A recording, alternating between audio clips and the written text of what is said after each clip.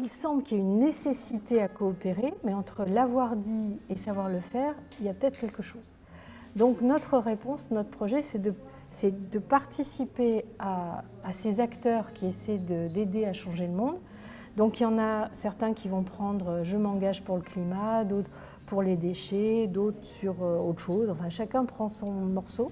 Et là, j'ai trouvé le sens. C'est-à-dire, je me suis dit, c'est génial, on peut entreprendre avec des modèles complètement d'entrepreneuriat, c'est-à-dire créer un micro-entreprise. Et en même temps, on peut résoudre des problématiques. Nous sommes face à des enjeux planétaires auxquels aujourd'hui nous devons absolument répondre, des enjeux qui sont fondamentaux pour nous, pour l'avenir de la planète. Et donc il nous faut coopérer.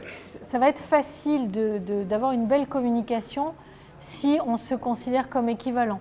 Moi je crois énormément, mais énormément, au fait que les collectivités créent des fonds d'innovation citoyens. Tout passe par le numérique. L'énergie passe par le numérique, vos relations avec la mairie, vos relations avec la poste, vos relations avec vos commerçants, vos relations avec les associations. Ce qui fait qu'aujourd'hui, le web est encore très siloté. D'un côté, on vous dit, sur le plan cyber, sur le plan de l'informatique, sur le plan d'un certain nombre de choses, ils sont extrêmement compétents.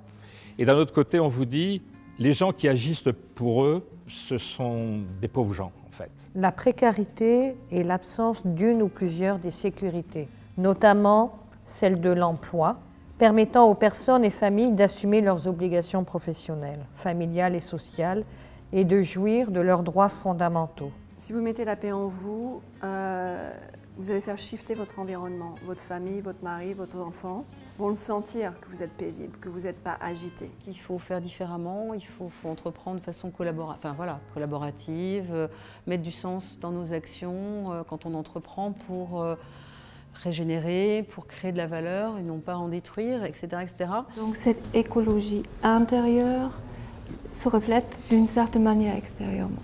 Est-ce que c'est que moi avec moi ou est-ce que c'est aussi avec l'extérieur et comment les liens s'installent, le respect envers le vivant et tout ça? Donc l'hypothèse, finalement, ne sommes-nous pas en train d'arriver à vivre globalement plutôt dans un monde en paix? Je suis fermement convaincue maintenant, parce qu'on parle de paix, que la paix, elle passe bien évidemment par la paix en soi, c'est ce que dit toujours le Dalai Lama, mais enfin, c'est tellement vrai, je veux dire, c'est mettez la paix en vous. Vous voulez contribuer à la paix dans le monde, mais qu'est-ce que vous faites pour mettre la paix en vous?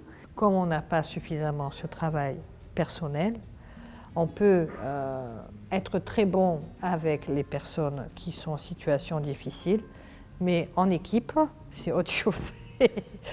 Et donc, des fois, ou tu as un phénomène de projection. En fait, tout ça, ça mériterait qu'on soit beaucoup plus là-dessus. Et donc, après, c'est un peu un ripple effect, c'est-à-dire ça va dans la communauté, après dans le pays et après dans le monde. Et c'est comme ça que vous contribuez, en fait.